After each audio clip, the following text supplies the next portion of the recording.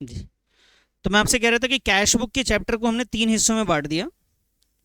उस 3 हिस्सों में पहला जो सिचुएशन है वो कैश बुक का था। उसमें आपने सिंगल कॉलम कैश बुक पढ़ा था, सिंपल कैश बुक जिसे हम लोग कहते हैं, ये पढ़ा बेटा। उसके बाद हम लोगों ने पढ़ा बेटा double column cash book, double column cash book, और तीसरा होता है पेटी कैश बुक। पेटी कैश बुक तीनों ही आसान है, लेकिन एग्जाम में कहीं से भी क्वेश्चन आ जाता है। जनरली सिंपल पेटी कैश बुक से तो नहीं पूछते, वो आपसे डबल या पेटी कैश बुक से पूछेंगे। सिंपल कैश बुक से नहीं पूछा जाता। पेटी कैश बुक में भी जनरली ये होता है कि थ्योरी पूछ लें, और क्वेश्चन आपको देना होगा तो कहाँ से देंगे, वो डबल कॉलम कैश बुक से। पूरा as it is 11th class में एज इट इज़ क्वेश्चन उठा के नहीं दिया जाता। एक ट्रांजेक्शन किसी और क्वेश्चन से, एक ट्रांजेक्शन किसी और क्वेश्चन, जो जो अच्छे अच्छे ट्रांजेक्शन होते हैं छाट के वो उसको एक क्वेश्चन बनाते हैं। ठीक है, तो इसलिए आपको लैंग्वेज पे ज़्यादा काम करना है कि सारे ट्रांजेक्शन आपको समझ में आए क्या है। अब पेटी कैश बुक की बात करते हैं। पहले इसको समझो पेटी कैश बुक, उसके बाद नोट्स कुछ लिखवाऊंगा। पहले कहानियों को समझते हैं। देखिए, पेटी का मतलब होता है स्मॉल। क्या मतलब होता है? स्मॉल। तो पेटी कैश बुक मतलब स्मॉल एक्सपेंसेस। जहां पे स्मॉल एक्सपेंसेस की बात होती है उसके लिए कैश बुक बनाते हैं। अब देखिए बेटा, जब ये वर्ड आ जाता है स्मॉल एक्सपेंसेस तो बड़ा अजीब सी चीज़ है, क्योंकि स्मॉल किसी के लिए वो अमाउंट जो है बहुत छोटा हो सकता है, और किसी किसी के लिए वही अमाउंट बहुत बड़ा हो सकता है। वो डिपेंड करता है कंपनी टू कंपनी। तो कई कंपनियां क्या करती हैं, अपने पास जो है दो टाइप के कैशियर्स रखते हैं। एक होता है बेटा उनका मेन कैशियर्स, जो बड़े बड़े खर्चे देख रहा होता है, और एक होता है पेटी कैशियर जो सिर्फ छोटे छोटे खर्चे देख रहा है, जिसे कहते हैं हम लोग स्मॉल एक्सपेंसेस के लिए।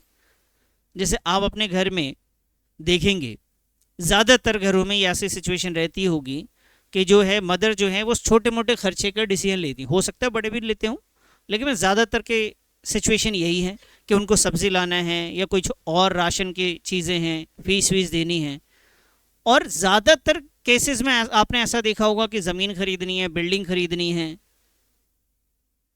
थोड़ा ज़्यादा अमाउंट देना है, तो ये आपके फादर के हिस्से में होगा कि वो देखेंगे। तो घर के जो मेन कैशियर हैं वो आपके फादर हो गए, और छोटे मोटे खर्चे के लिए आपके, जिसे आप पेटी कैशियर बोलेंगे, वो आपकी मदर हो गई। तो मान लीजिए मैं अपने घर की बात करूं तो मेरी मदर पेटी कैशियर थी, फादर मेन कैशियर थे। अब मुझे अगर 2 पेंसिल खरीदनी है तो मैं किसको बोलूँगा? पापा के पास जाऊँगा नहीं कि नहीं नहीं मैं जा रहा हूँ वहीं से पैसे लेकर आऊँगा, ऐसा नहीं होगा। मदर के पास जाऊँगा। अब मदर के पास गया तो वो तो भाई हाउस वाइफ है, उनके पास तो कोई तरीका ही नहीं, उनके पास पैसे ही नहीं है, तो पैसे कहाँ से आएगा? मेन कैशियर से आएगा, और वो डेली का डेली तो देंगे नहीं। ऑन एन एवरेज उनको अंदाज़ा है कि घर के खर्चे कितने में चल जाते हैं, तो एक स्मॉल अमाउंट दे दिया जाता है पेटी कैशियर को। तो पेटी कैशियर वो बंदा होता है कंपनी में जो छोटे मोटे खर्चे देख रहा होता है, जैसे रिक्शे का किराया किसी एम्प्लॉय को देना है, दूध के पैकेट लेकर आने हैं, फोटो कॉपी जेरोक्स वरोक्स करवाना है, ये डिसीजन के लिए उसके पास है। कोई आने जाने का है, कोरियर वर्क के खर्चे हैं, कुछ पोस्ट करना, लेटर लेटर पोस्ट करना है, 2 4 पेन पेंसिल इरेजर वगैरह लेकर आए, प्रिंट आउट के लिए कुछ सामान लेकर आना है, कुछ छोटा मोटा रिपेयर हो गया, ऑफिस का कुछ काम है, चाय पानी के खर्चे के लिए एक स्मॉल कैशियर है जो छोटे मोटे खर्चे देख रहा है। और एक मेन कैशियर है, हेड कैशियर है, जिनकी जिम्मेदारी क्या है? एम्प्लॉय को सैलरी देना, ऑफिस का रेंट देना, जो पैसे आए हैं उसकी कलेक्शन रखना, उसका रिकॉर्ड रखना। तो मेन कैशियर क्या करता है? छोटी मोटी जिम्मेदारी को हटाने के लिए अपने पास से उसने एक ऑफिस में एक बंदा रखा, उसको दे दिए 10,000 रुपये। उसको अंदाज़ा है कि हर महीने ऑन एन एवरेज 10 11 हज़ार 8,000 5,000 का खर्चा होता है, किसी महीने 8 में होता है, किसी महीने 4 होता है। तो एक अमाउंट दे दिया 10,000 की, लीजिए भाई इस मंथ के स्टार्टिंग में हम आपको 10,000 रुपये दे रहे हैं। कौन दे रहा है 10,000? मेन कैशियर दे रहा है। किसको दे रहा है वो 10,000? पेटी कैशियर को दे रहा है। वो 10,000 रुपये दिए, पेटी कैशियर क्या करता है? उसमें से खर्चे कर रहे हैं, और उसके लिए वो एक रिकॉर्ड बनाता है उन जो खर्चे कर रहे हैं, 10 20 50 करके जो भी खर्चे वो हो रहे हैं। बहुत छोटा छोटा अमाउंट होता है, 100 रुपये 150 रुपये 50 रुपये, रिक्शे का किराया 30 रुपये, इस टाइप से खर्चे हैं, वो रिकॉर्ड कर रहा होता है। अब मेन कैशियर ये सब चीज़ें नहीं लिखता, उसने बस ये लिखना, पेटी कैशियर से पूछ लेगा महीने के एंड में, भाई साहब कितने खर्च हुए? दानियल कहाँ चले गए? यहीं हूँ। अच्छा, अब मैं ये 10 20 रुपये याद आ रहे होंगे इसको। तो जो मेन कैशियर है वो पेटी कैशियर से पूछ लेंगे। वो क्या पूछेंगे उनसे कि भाई बताओ आपका इस महीने कितना खर्च हुआ। उसने बता दिया जी 7,000 रुपये खर्च हुआ। तो मेन कैशियर बोलेगा ठीक है अपना पेटी कैश बुक दिखा दीजिए मुझे, मैं वहाँ देख लेता हूँ कहाँ पे 7,000 रुपये गए। तो पेटी कैशियर पेटी कैश बुक बनाता है, मेन कैशियर आपका सिंपल कैश बुक या फिर डबल कॉलम कैश बुक बनाता है। पेटी कैशियर को एडवांस में मंथ के या हफ्ते के या साल के, जैसा भी पेटी कैशियर का हिसाब किताब है, उसके स्टार्टिंग में कुछ अमाउंट दिया जाता है और जो पेटी कैशियर है थोड़ा थोड़ा करके उसे खर्च करता रहता है। मान लेते हैं कि 7,000 रुपये खर्च हो गए, तो अगले महीने फिर से मेन कैशियर क्या करेगा, वो 7,000 रुपये या 8,000 जितना देना है वो अमाउंट उसको दे देगा कि चलो भाई इस महीने के खर्चे। अब मान लीजिए 10,000 दिए थे तो 3,000 उसके पास बच गए ना। इस बार जितना पैसा दिया जाएगा वो 3,000 उसमें फिर से ऐड हो जाएगा। पिछली बार 3,000 बच रहे थे तो इस बार 10,000 और दे दिया, तो टोटल कितने हो गए, 13,000 पेटी कैशियर के पास है। ये हिसाब चलता रहता है। समझ में आ गई बात।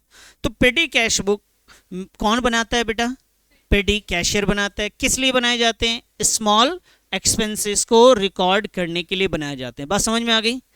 आइए जी, इतना आप लिख सकते हैं और समझ सकते हैं कि पेटी cash book is the cash book which is used for recording expenses involving small amounts. जहाँ पे छोटे मोटे अमाउंट्स, छोटे अमाउंट्स वो डिपेंड करता है छोटी छोटी जिम्मेदारियां जो हैं उसके हिसाब से। स्मॉल अमाउंट्स के लिए पेटी कैशियर जिम्मेदार होता है, उनको ही पैसे देने होते हैं और उसके पास पैसे कहाँ से आते हैं, तो इसको मेन कैशियर देता है बेटा। तो पेटी कैश बुक बनाता कौन है, वो पेटी कैशियर बनाता है। जो समझ में ना आए प्लीज़ पूछ लीजिएगा।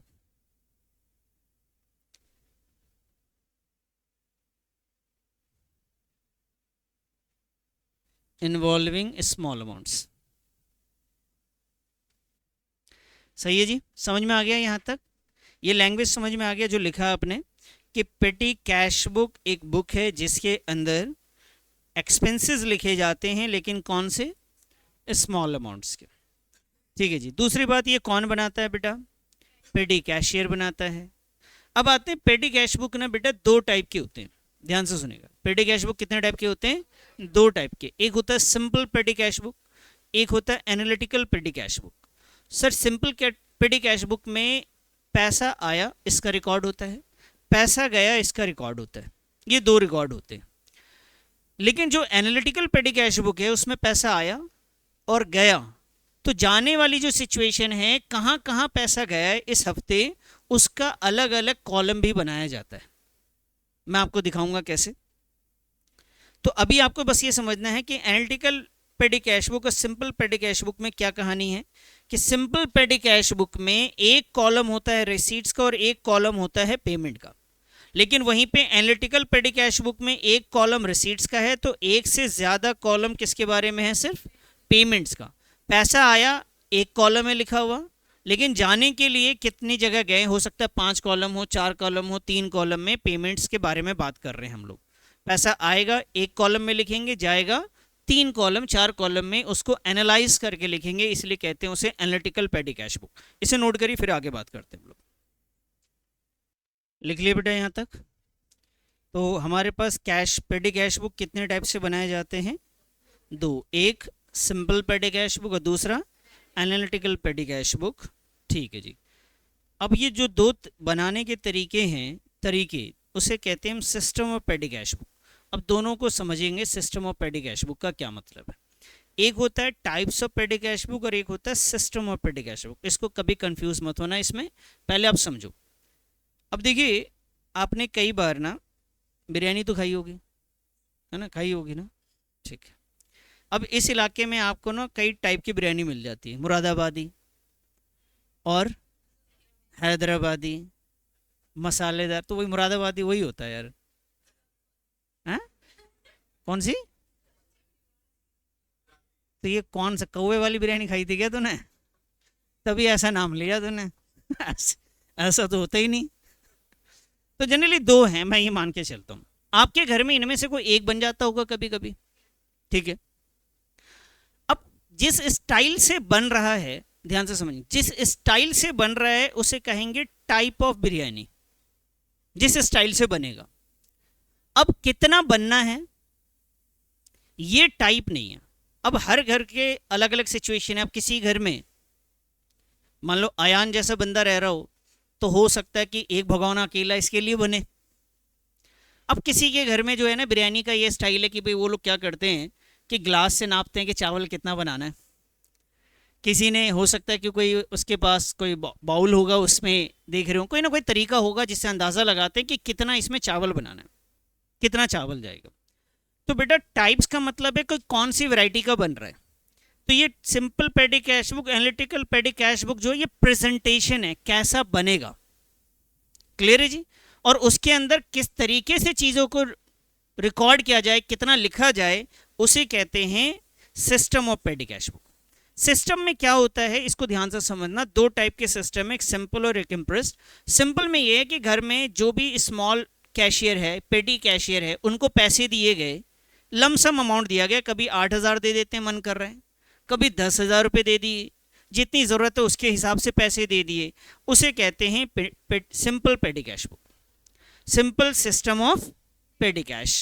अब दूसरी सिचुएशन में यह है कि एक बार फिक्स कर दिया कि देखो आपको ना घर में, मान लो मैं अपनी वाइफ को कह देता हूँ कि भाई आपको हर महीने 10,000 रुपये आपके घर के खर्चे के लिए मिलेंगे, एक फिक्स कर देता हूँ। और ये हो गया एक हफ्ते का, आपको 10,000 मिल जाएगा। तो हफ्ते की स्टार्टिंग में अगर ये बात करें 1 तारीख को मैंने 10,000 रुपये दे दिए।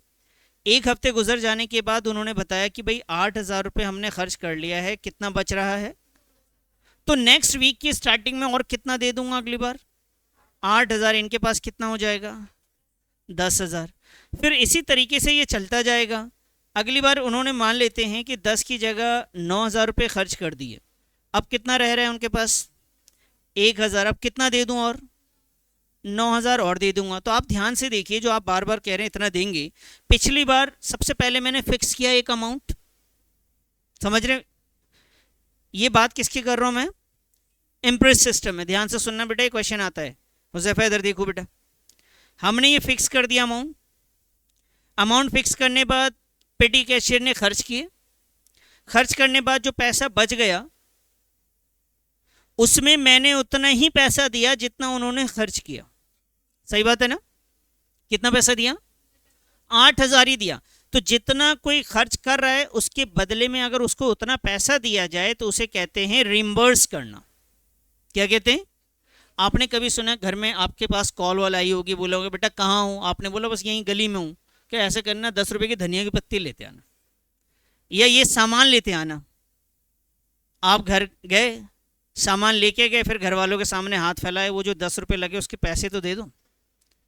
अगर आप घर के लिए कोई सामान ले जा रहे हैं और फिर सामान के बदले में वापस से पैसे ले रहे हैं, इसे क्या कहेंगे आप, रिम्बर्स करना। आपने अपने दोस्त को बोला यार 2 कोल्ड ड्रिंक लेते आना, उसने बोला पैसे नहीं है, आपने बोला कोई बात नहीं, तो लेके आ, मैं देता हूँ पैसे, और ईमानदारी से आपने पैसे दिए, तो इसे क्या बोलेंगे हम, रिम्बर्स करना। एक्सपेंसेस को रिम्बर्स कर दिया जाता है। तो ध्यान से समझेंगे, इम्प्रेस सिस्टम में क्या हो रहा है, एक अमाउंट फिक्स किया गया, उसके बाद जो भी खर्चे अकाउंटेंट करेगा उसको नेक्स्ट मंथ उतने ही पैसे मिलेंगे, उसे क्या बोलेंगे हम, रिम्बर्स करना।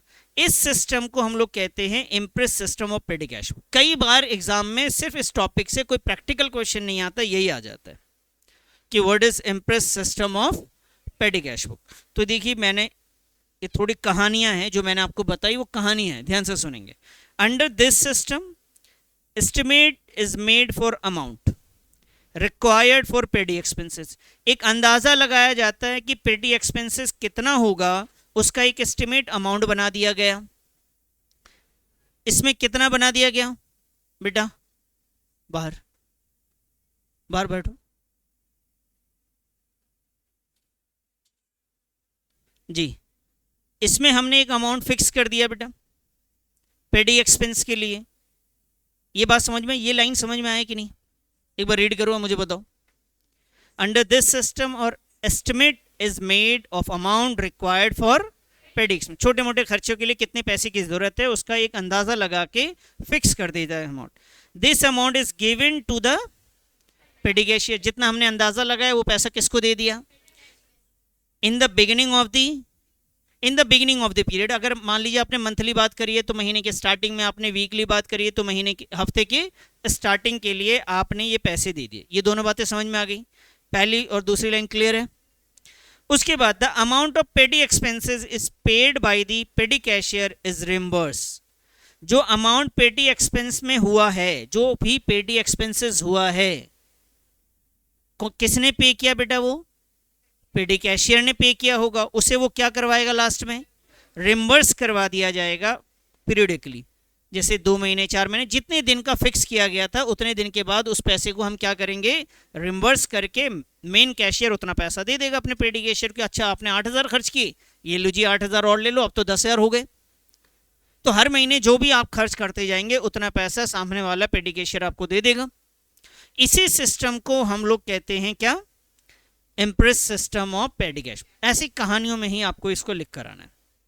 3 नंबर के लिए तकरीबन कई बार ये सिर्फ एक पैराग्राफ आ जाता है। फटाफट इसे नोट करो, बस थ्योरी इतनी थी। अब आते हैं हम लोग न्यूमेरिकल क्वेश्चन पे, लेकिन ये पढ़ना है इस वजह से मुझे पढ़ाना पड़ा आपको। फटाफट नोट करो बेटा। लिख लिया सब लोगों ने बेटा? चलिए अब आते हैं क्वेश्चन के ऊपर और पेडी कैश बुक के फॉर्मेट पे। तो जो हम लोग पेडी कैश बुक पढ़ेंगे वो पेडी कैश बुक 2 टाइप से, एक सिंपल पेडी कैश बुक और दूसरा एनालिटिकल पेडी कैश बुक। बनता दोनों एक जैसे ही है, कोई ज़्यादा चेंज नहीं है। तो पहले देखते हैं सिंपल पेडी कैश बुक को डिस्कस करते हैं। आइए जी।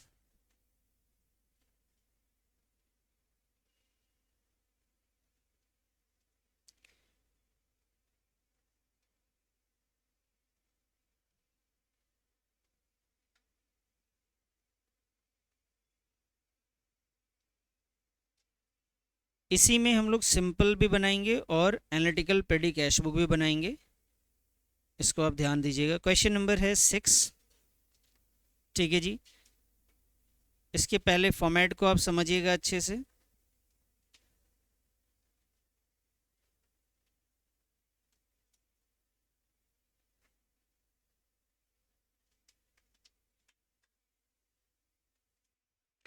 फॉर्मेट लिखेंगे बेटा, ध्यान से। पहले मैं बना लेता हूँ हल्का, उसके बाद आप स्टार्ट करेंगे। थोड़ा सा मैं बना लूँ।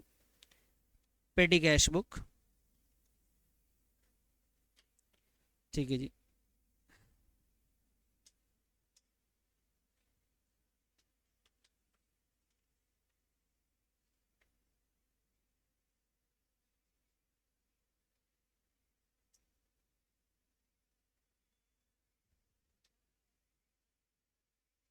यहाँ आप लिखेंगे अमाउंट। अभी उतारना स्टार्ट ना करें बेटा प्लीज़। अमाउंट रिसीव्ड, उसके बाद आपके पास या मैं बना हुआ, हाँ जी बेटा नोट करने बोला है मैंने, बातें करने नहीं बोला है। पेडी कैश बुक का फॉर्मेट बनाइए। बगल में है cash book folio. Amount receive LF, cash book folio date particular LF, voucher number और amount paid. Cash book folio और इधर है वाउचर नंबर।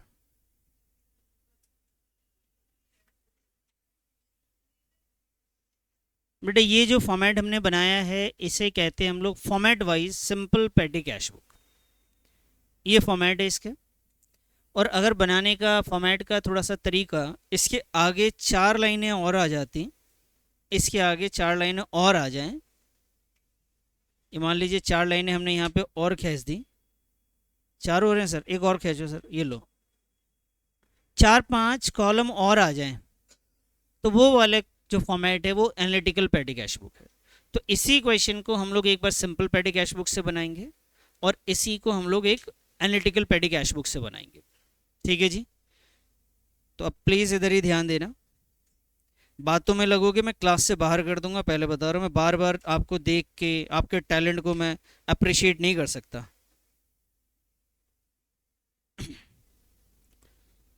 आइए जी। सबसे पहले फॉर्मेट को याद कैसे रखा जाए सर, ये इतनी सारी चीज़ें हैं। देखिए आप नॉर्मल जब कैश बुक बनाते थे उसके फॉर्मेट के बारे में जिक्र करते हैं। ये फॉर्मेट हुआ करता था नॉर्मल, 2 कॉलम में ये था। और अगर हम लोग सिंगल कॉलम की बात करें तो ये सिंगल कॉलम कैश बुक में था। सिंगल कॉलम में 2 साइड थी जो ये बताती थी कि पैसा कब आया और कितना आया, और फिर ये वाले साइड में कि पैसा गया तो कितना गया।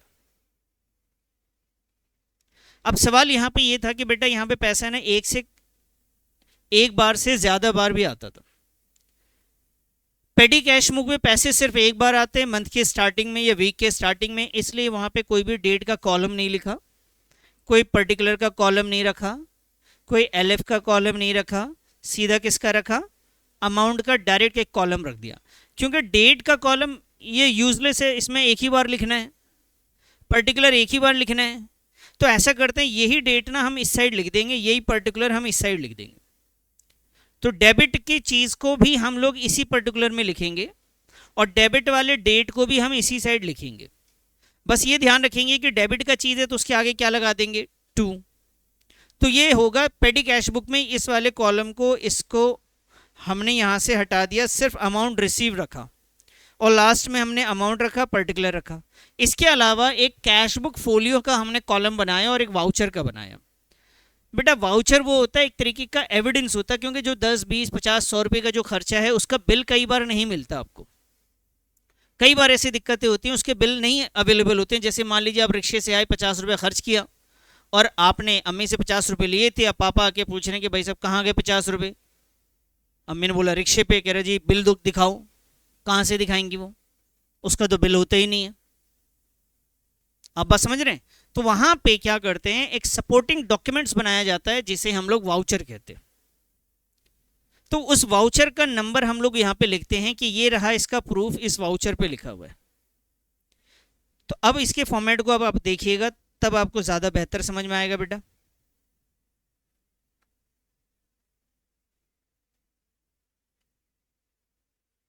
हो गया क्या?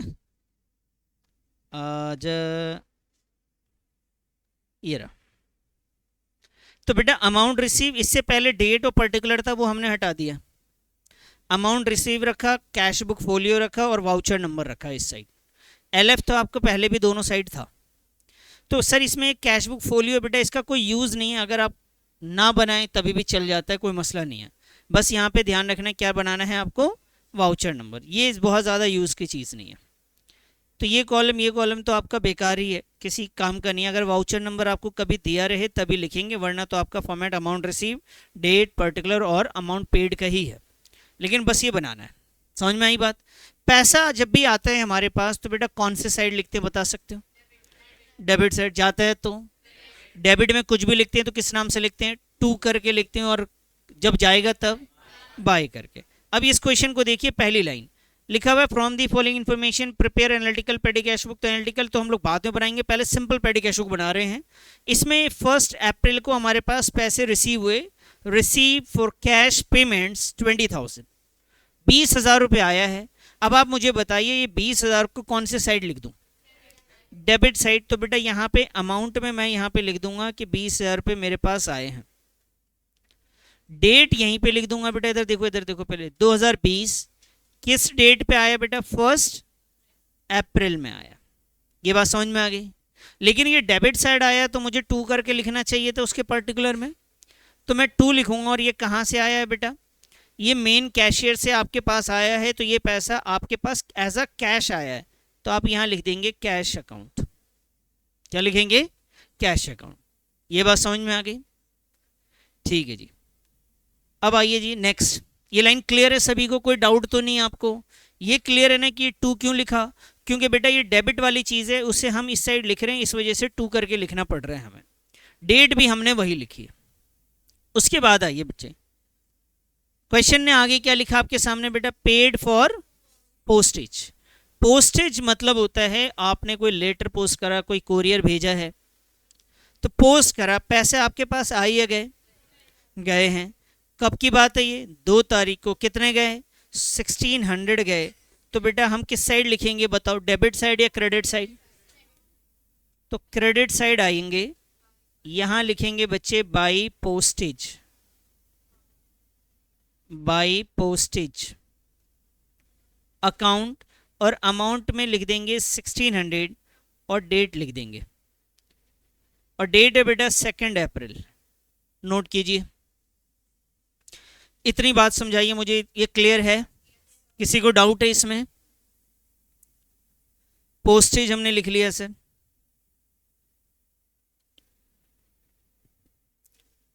बताइए सर नेक्स्ट। ये दो हमने कर लिया, इन दोनों में किसी को कोई डाउट है तो पूछ लें, दिक्कत तो नहीं कहीं पे। थर्ड लाइन पढ़ते हैं बेटा। 5 अप्रैल की बात, क्या लिखा हुआ है इसमें?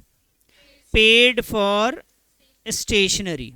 पेड फॉर, अब स्टेशनरी के लिए आपने पेमेंट करा, बताइए पैसे आए या गए? गए हैं, तो यहां पे लिखेंगे buy stationery. Buy stationery, buy stationery हमारे पास से पैसे गए, टोटल वैल्यू कितनी है बेटा? 1000 है।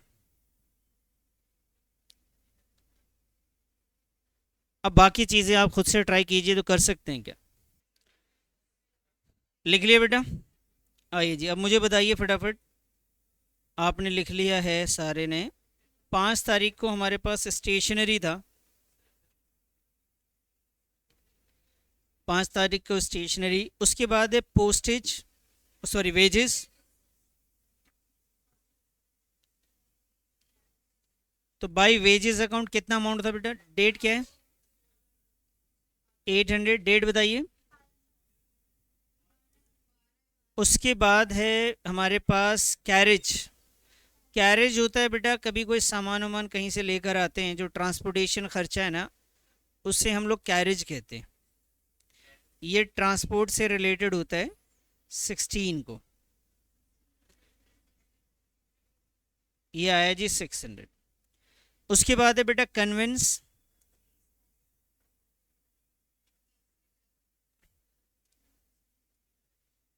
ये भी आपका ट्रैवलिंग से रिलेटेड खर्च है। ऑफिस के काम से आप कहीं गए थे, या घर से ऑफिस, ऑफिस के काम से कहीं गए, उसके बदले में जो अमाउंट मिल रहा है वो कन्वेंस है, 880। उसके बाद है ट्रैवलिंग एक्सपेंसेस।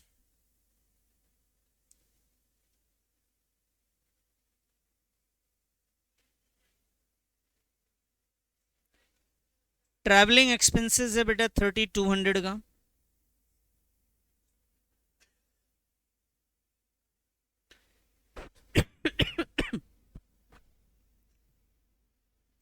उसके बाद है पेड फॉर ऑफिस क्लीनिंग,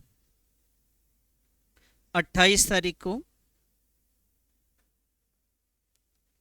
अब ये ऑफिस क्लीनिंग जो है ना, यहाँ पे जो खर्चे दिए उन्होंने क्लीनिंग से रिलेटेड, आप इसे या तो ऑफिस क्लीनिंग अगर ना समझ में आए बुरे वक्त में, ठीक है, तो आप जो लिखा हुआ है वही लिख देंगे, वरना बेहतर है कि इसे मिसलेनियस, आप इसे मिसलेनियस एक्सपेंस लिखेंगे। नहीं नहीं, लेकिन बेहतर नहीं। मिसलेनियस में जब कुछ नहीं समझ में आता वो मिसलेनियस में आ जाता है। Paid for courier, by courier. Courier charges है बेटा 800 का।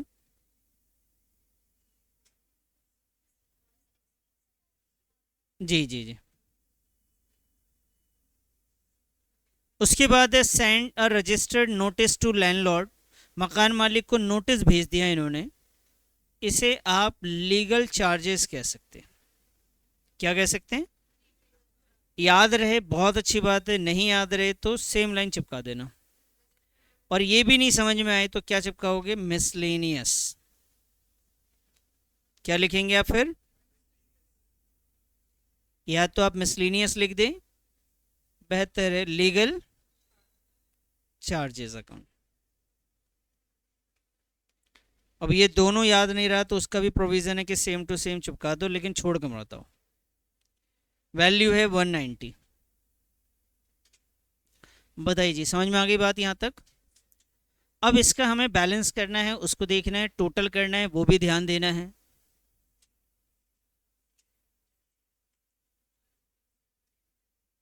इतना लेट क्यों आ रहे हो बेटा? तो स्कूल जाते क्यों?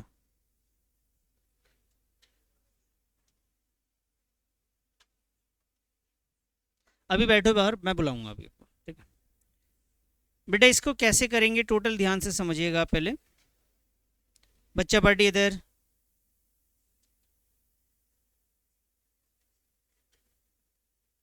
चले जी। आपने क्या करना है, यहाँ पे जो पैसे आए ये तो मुझे मालूम है 20,000 रुपये आया, और खर्चे में जो है वो हमारा ये अमाउंट है एक्सपेंस का, ठीक है जी। इसको लिखने के तरीके थोड़े से चेंज है, उसको आप ध्यान दीजिएगा किस तरीके से आपने लिखना है। पहले तो ये आपने डिसाइड कर लेना है कि टोटल की लाइन कहाँ पे आनी है। मैं आपको समझाता हूँ अच्छे से, रुकिए। लाइनें खींचने से पहले यहीं पे इसका जितना भी आपने एक्सपेंस किया है, ऐसा कैश बुक में नहीं होता, सिर्फ यहीं पे होता है। हुज़ैफा इधर बेटा इधर, सबसे पहले इसका आप टोटल कर दो। समझ में आई बात? सबसे पहले इसका हम क्या करेंगे, इसका टोटल कर देंगे, पहला काम ये। और इसे टोटल करके ना कहीं रफ में नहीं लिखेंगे, यहीं लिख देंगे, कहीं रफ में नहीं लिखना है आपको, इसका टोटल करना है और इसके टोटल को यहीं पे लाइन खींच के लिख देना है। बताइए सर कितना आ रहा है टोटल इसका? 9,470, ठीक है जी। अब क्या करना है, उसके बाद निकालना है टोटल का, इधर देखिएगा। उसके बाद ये लाइन हमने खींची, ये छोटी छोटी चीज़ें हैं जो आप भूल जाएंगे, इसलिए आपको इधर ध्यान देना है। बेटा डेबिट साइड का टोटल जो था ना, वो टोटल कितना था, 20,000 रुपये था, और इसी 20,000 को हमने यहाँ लिखा। इस 20,000 में से 947 को हमने माइनस किया और यहाँ पे हमने लिखा by balance, by balance CD, ठीक है जी। ये बैलेंस में आप पहले भी ऐसे ही करते थे, दोनों साइड टोटल करके फिर कम वाले में से ज़्यादा माइनस कर देते थे। अभी भी हम यही कर रहे हैं बेटा, इस 20,000 में से 9,470 को हम माइनस करेंगे, 3, 6, 5, 10,530, ये अमाउंट आ गया सर। इस अमाउंट को आप यहाँ लिख देंगे 10,530। अच्छा, जिन लोगों ने कैश बुक बनाया वहाँ पे और इसमें फ़र्क क्या था, पहले वहाँ पे बस ये इतनी सी चीज़ नहीं होती थी, करते ऐसे ही थे हम लोग, बस ये टोटल नहीं लिखते थे, एक्सपेंस का टोटल वहाँ पे नहीं लिखते थे। और कभी इत्तेफाक से आप भूल जाएं एक्सपेंस का यहाँ पे टोटल करना, जैसे ये वाला है, इसको आप लिखना यहाँ भूल जाएं तो आपने टेंशन नहीं लिखना, बिना लिखे भी काम चल जाएगा, ठीक है। लेकिन आपको बेहतर जो प्रेजेंटेशन है वो मैंने आपको बता दिया, आप इस तरीके से प्रेजेंट करेंगे, ऐसे प्रेजेंट करेंगे बेटा। क्लियर है ये बात? अच्छा जी, उसके बाद हम क्या करेंगे, ये जो बैलेंस आया ये नेक्स्ट मंथ ना ओपनिंग बैलेंस हो जाएगा। भाई ये जो वैल्यू है वो नेक्स्ट मंथ का क्या हो जाएगा, ओपनिंग बैलेंस हो जाएगा आपका। तो यहाँ पर जाके आप वैल्यू को दोबारा लिखेंगे 10,530, और इसको हम लोग कहेंगे टू बैलेंस बीडी, ठीक है जी। क्या लिखेंगे, टू बैलेंस बीडी। और इसका डेट, इधर देखो बेटा, इधर देखो, पहले समझो अच्छे से, उसके बाद आप लिखते रहना। ये एंड वाली जो खिचड़ी है ना, वहीं पे आपका कंसंट्रेशन लेवल थोड़ा सा बिगड़ेगा और ये सब गलत हो जाएगा। आप इधर ध्यान दीजिए। सबसे पहले हमने क्या किया, इसका टोटल करा, ज़्यादा में से कम को माइनस करा, उसे हमने बैलेंस सीडी कहा। इसी बैलेंस सीडी का जो वैल्यू है नेक्स्ट मंथ ओपनिंग बैलेंस कहलाएगा। तो ओपनिंग बैलेंस के लिए पर्टिकुलर तो हमारे पास है नहीं डेबिट साइड में, तो हमने वो टू बैलेंस बीडी हमने इधर लिखा और वैल्यू लिख दी। इतनी बात समझ में आ गई? अब ये हो गया सिंपल पेटी कैश बुक का फॉर्मेट कैसे बनेगा। और ये मेथड है इम्प्रेस सिस्टम, एक बताया था मैंने आपको मेथड, क्लियर है? इम्प्रेस सिस्टम किसे कहते हैं, जहां पे अमाउंट ना फिक्स हो जाए, जहां पे अमाउंट फिक्स हो कि हर महीने उतना ही मिलेंगे। जैसे इस क्वेश्चन के स्टार्टिंग में बताओ कितना मिला था, क्या ये इसमें क्वेश्चन में कहीं बोला है कि इम्प्रेस सिस्टम है कि हर महीने वही मिलेगा? लेकिन अगर मैं आपसे कहूं कि क्वेश्चन में आ जाता है आपका imprest system of petty cash book बनाना है, तो इसका मतलब है कि नेक्स्ट मंथ भी कितना पैसा होना चाहिए। तो अभी इनके पास ऑलरेडी अवेलेबल है ना, कितना अवेलेबल है 10,530, तो और कितना मिल जाएगा नेक्स्ट मंथ। तो इनको कैश मिलेगा बेटा 1 मई को, कितना मिलेगा 9,470 रुपये। ये बात समझ में आ गई, कितना मिलेगा 9,470 रुपये। बताइए जी, क्लियर है या नहीं है।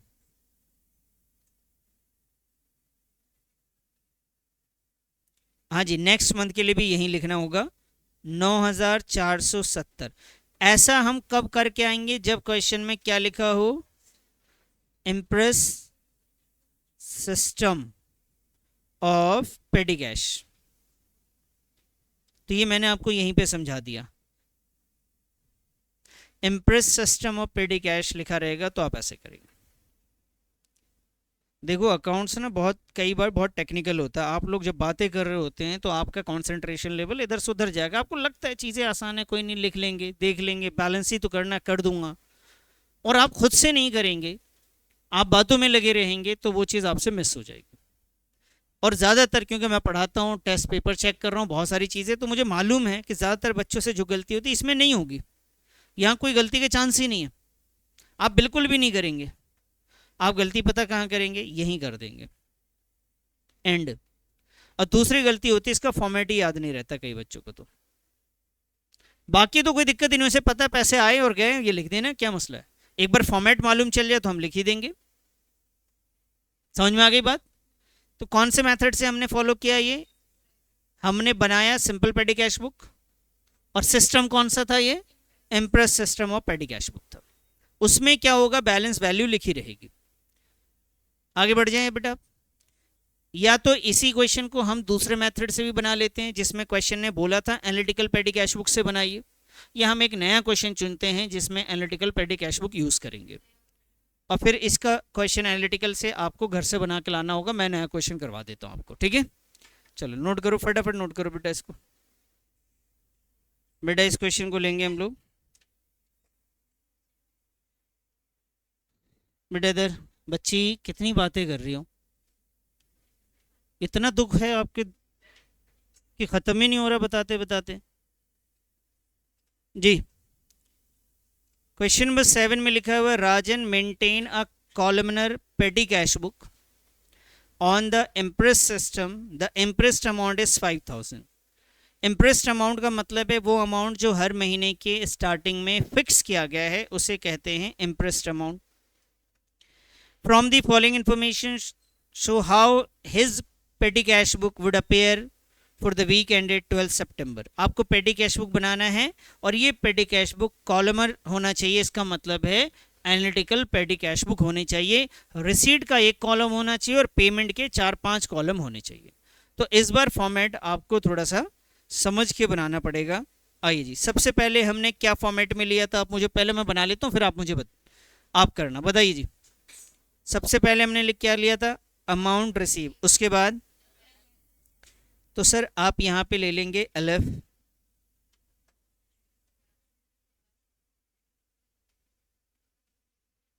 उसके बाद आ जाइए सर कैश बुक,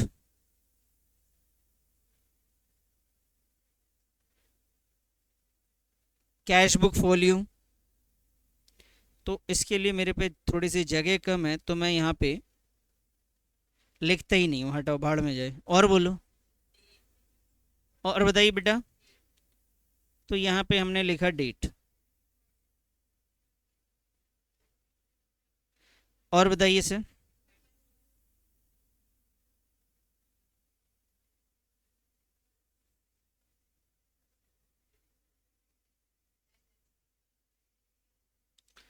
उसके बाद आप लिखेंगे LF,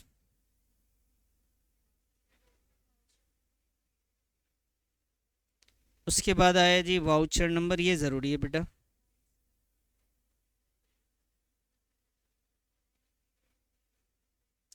वाउचर नंबर, उसके बाद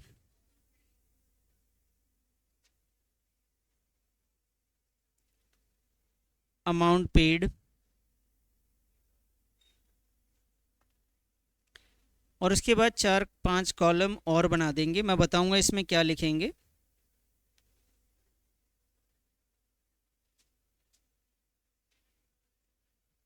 तो ये 4 कॉलम है, आप चाहें तो 5 भी बना सकते हैं, मैं अभी 4 लेके चल रहा हूँ, मेरे पास थोड़े स्पेस का इशू है, तो मैं ये 4 बना दे रहा हूँ। ठीक है जी। बाकी क्वेश्चन यहाँ से यहाँ तक तो वैसे सॉल्व होगा जैसे हमने किया। बैलेंस वैलेंस भी बिल्कुल एज इट इज़ निकलेगा, कोई दिक्कत नहीं है। इसमें क्या होने वाला है ये हम लोग बाद में डिस्कस करेंगे, पहले फॉर्मेट आप तैयार कीजिए। इसमें इम्प्रेस्ड अमाउंट है आपके पास 5,000 का, और आपके पास पहले से 1349 है, तो बेटा 5,000 में 1349 आपके पास है,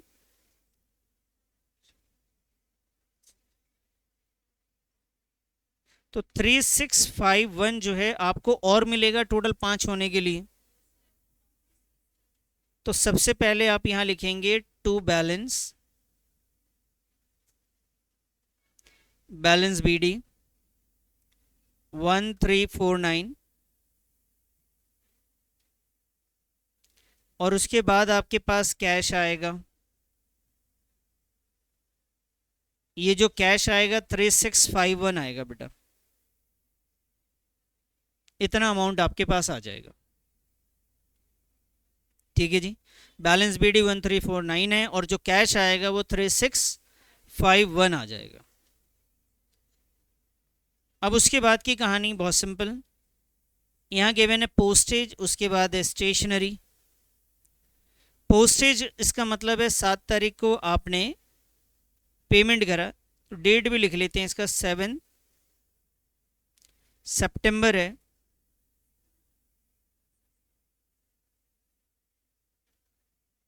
और ईयर है बेटा 2019,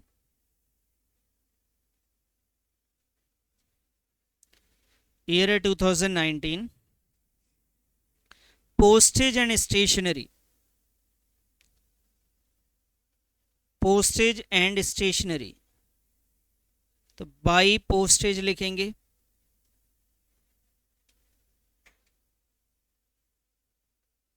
और यहां पे बाई स्टेशनरी लिखूंगा,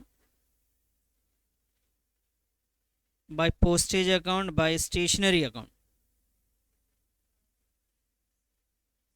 7 सितंबर,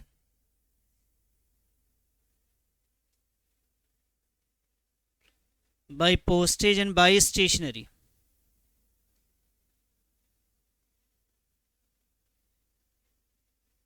अमाउंट देखिए बेटा, पोस्टेज का है 123 और स्टेशनरी का 321, तो पेमेंट में आएगा ये 123 और 321, 123 एंड 321।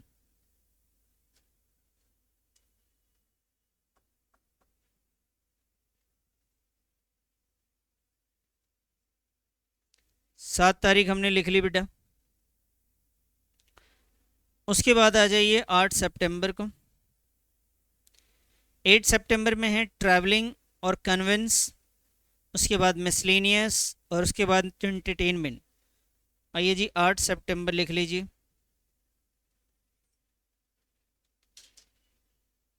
बाई ट्रैवलिंग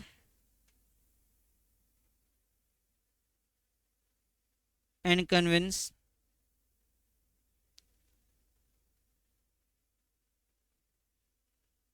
इसकी वैल्यू है बेटा 126।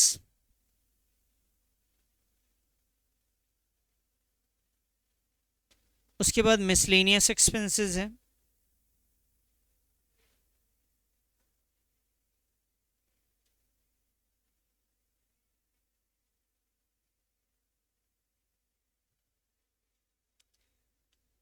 $11।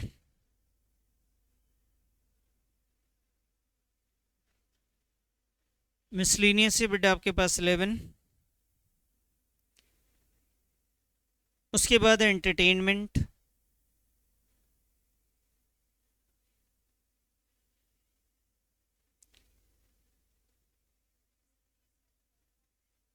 सब में अकाउंट लगाना होता है बच्चे, पूछने की ज़रूरत नहीं है, हर जगह लगाना है।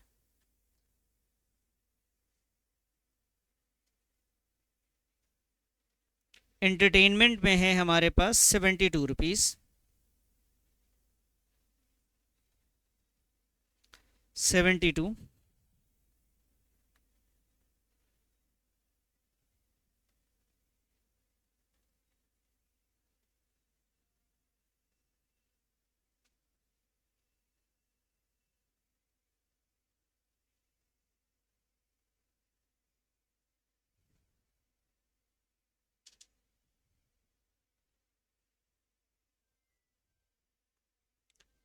और आगे लिखें September 9 repairs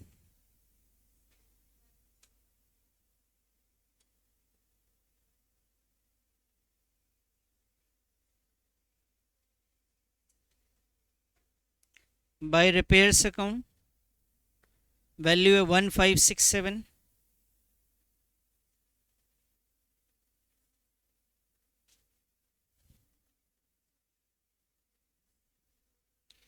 उसके बाद है 10 तारीख को पोस्टेज,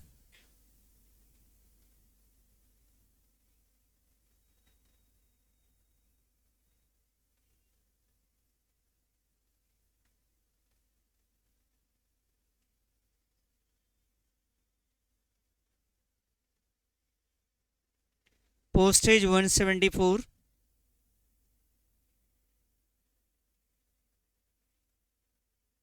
उसके बाद है बेटा ट्रैवलिंग,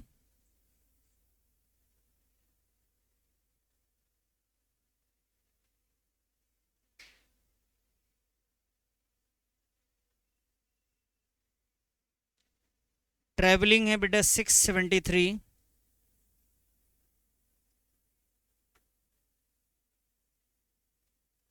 दस तारीख।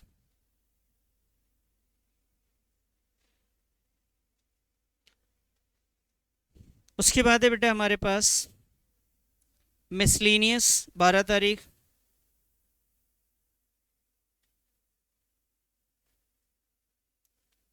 Bye miscellaneous.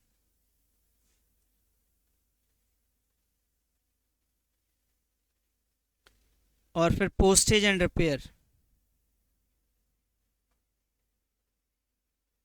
Bye postage account, by repairs account. Value है हमारे पास 201, 483,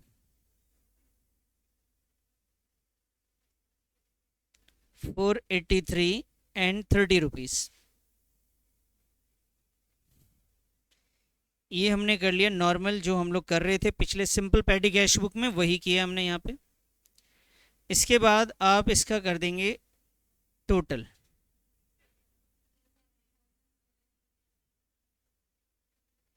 इसका आप टोटल करेंगे सर। हाँ जी, कितना आ रहा है बेटा टोटल इसका? 3782, 81 आ रहा है। ठीक है जी, ये आपका टोटल हो गया। उसके बाद मैंने आपको बताया था कि जब दोनों साइड टोटल करेंगे, आपने यहाँ लिखा जी दोनों साइड का टोटल, और यहाँ जो डिफरेंस आएगा इसे आप क्या बोलेंगे? इसे आप बोलेंगे बैलेंस सीडी। ठीक है जी, ये आ जाएगा बैलेंस सीडी 12 सितंबर।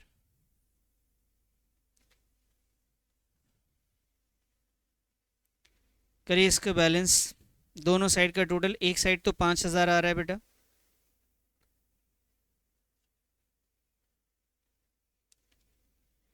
यहाँ भी लिखेंगे 5000। अब उसमें से 371, 5000 में से आप माइनस करेंगे 3781 को। क्या कर दिया? अच्छा, मंथ जो था ये 9th ही है बेटा। ठीक है जी, बताइए कितना आ रहा है बैलेंस? 1000 19 सही है।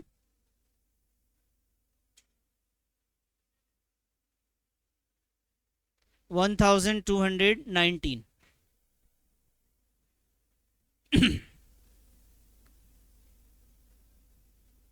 बेटा इसी बैलेंस को आप नेक्स्ट मंथ भी लिखेंगे जो बैलेंस सीडी है, यही वैल्यू आपका यहाँ आ जाएगा।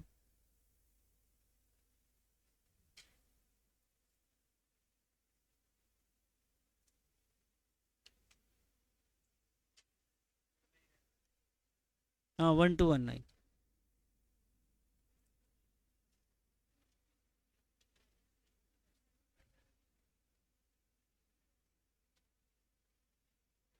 वन टू वन नाइन और यहाँ पे लिखेंगे टू बैलेंस बीडी। लेकिन फिर से वही इम्प्रेस सिस्टम है, तो यहाँ पे बेटा नेक्स्ट मंथ भी क्या आएगा, कैश आएगा 5000 कंप्लीट करने के लिए। तो कितना दिया जाएगा, जितना इन्होंने खर्च किया था। क्या खर्च किया था, 3781, तो इतना और दे देंगे इसको 3781, तो ये 5000 हो जाएगा जी।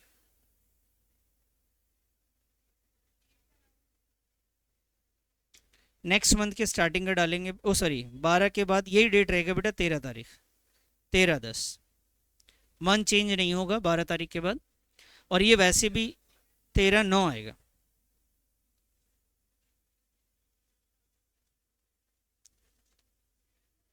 ये लिख देंगे बेटा, कर दिया जी। इतना आपका तो सिंपल पैडी कैश बुक की तरह ही बना, बस आपको ये कॉलम में आप क्या लिखना है इसको समझना। आइए जी इधर ध्यान दीजिए बच्ची। अब इसके बाद जो हमारा बैलेंसेस है, ये जो कॉलम है इसको ध्यान से समझना। वैसे तो आप 4 5 6 कॉलम बना सकते हैं, डिपेंड करता है आपके क्वेश्चन के ऊपर, जैसा आप चाहें वैसे बना दें। ये बहुत ज़्यादा स्ट्रिक्टली नहीं होता है कि इसको बिल्कुल स्ट्रिक्टली फॉलो किया जाए, लेकिन बस ये ख्याल रखना है कि अगर कोई एक से ज़्यादा बार रिपीट हुआ है, जैसे आप ध्यान से देखेंगे इधर, एक बार पोस्टेज यहाँ है, एक बार यहाँ पे है, और एक बार ये, 3 बार तो पोस्टेज है, ठीक है जी। और इसी तरीके से आपके पास स्टेशनरी, इसमें मुझे एक ही बार दिख रहा है। ट्रैवलिंग कन्वेंस के खर्चे 2 बार हैं, और इसके अंदर मिसलिनियस 2 बार है, रिपेयर्स भी 2 बार। हमें क्या करना है, जो आपका 1 या 2 बार से ज़्यादा है आप उसको अलग कॉलम में बना दीजिए। उसका ध्यान से समझिएगा। मान लीजिए मैंने पहला बनाया, यहाँ पे हमने बनाया भाई पोस्टेज, ऐसा समझिए। तो ये जो पोस्टेज का अमाउंट 123 आ रहा है, लिखो मत बेटा, लिखो मत, यहाँ पे 123 लिख दिया। इसके बाद आपका पोस्टेज और भी आ रहा था, ये इसको भी यहाँ पे 174 आ रहा है, ये लिख दूंगा।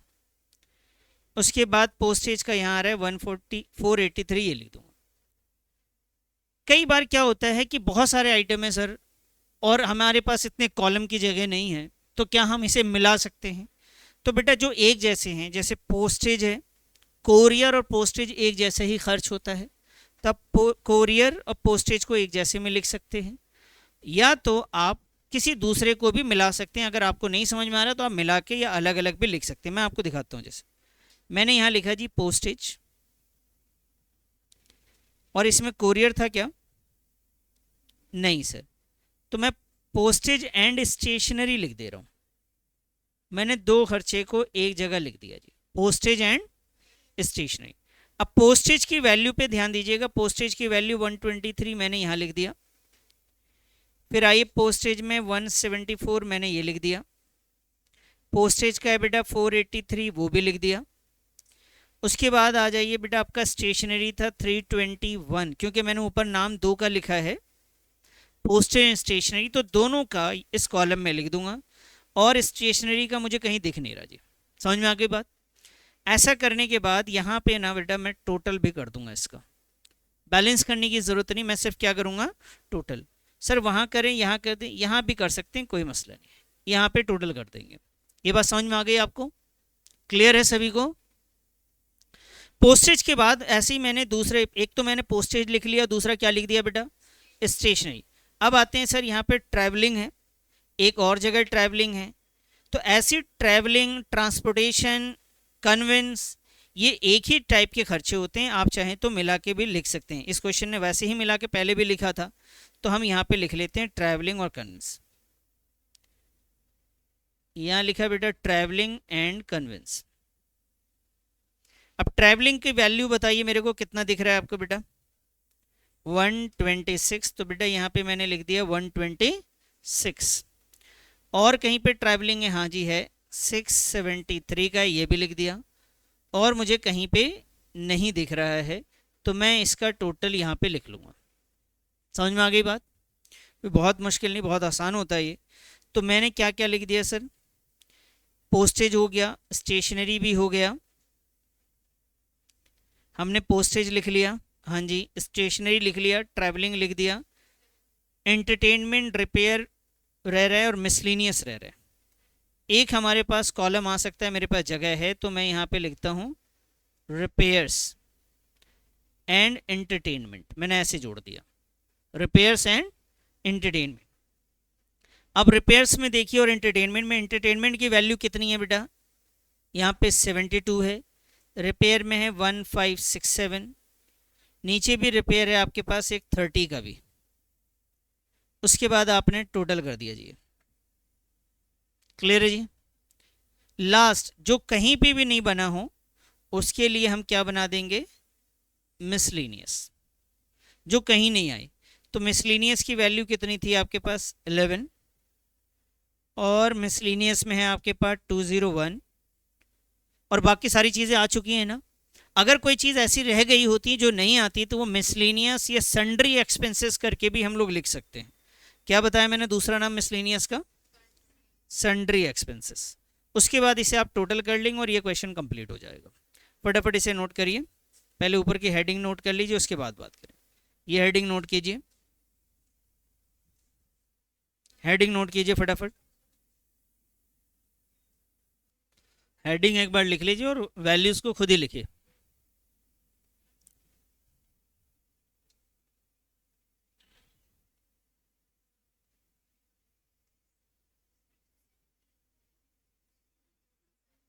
जी, लिखना सभी को है बेटा। आप ग्रुप बना के लिख सकते हैं, 4 से 5 कॉलम बनाएंगे, क्वेश्चन के हिसाब से आप ग्रुप बना लीजिएगा। कोई ऐसा रिस्ट्रिक्शन नहीं है कि आप बिल्कुल याद करने लग जाएं कौन किसकी तरफ लिखना है। आप मिला के अपने हिसाब से लिख सकते हैं। और जो जहाँ समझ में नहीं आ रहा हो, 4 से 5 ही कॉलम बनाएं, उसके बाद अलग कर दें उसको। जो नहीं आए वो मिसलिनियस में जाएगा। जी बेटा, पोस्टेज का टोटल बता दो मेरे को, कितना आ रहा है आप लोग का? 1000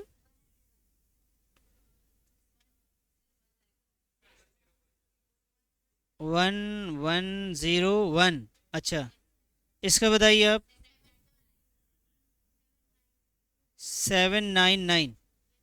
उसके बाद 1669। उसके बाद 21। बस?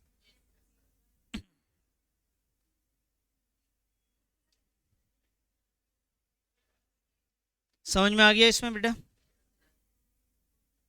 चलिए जी।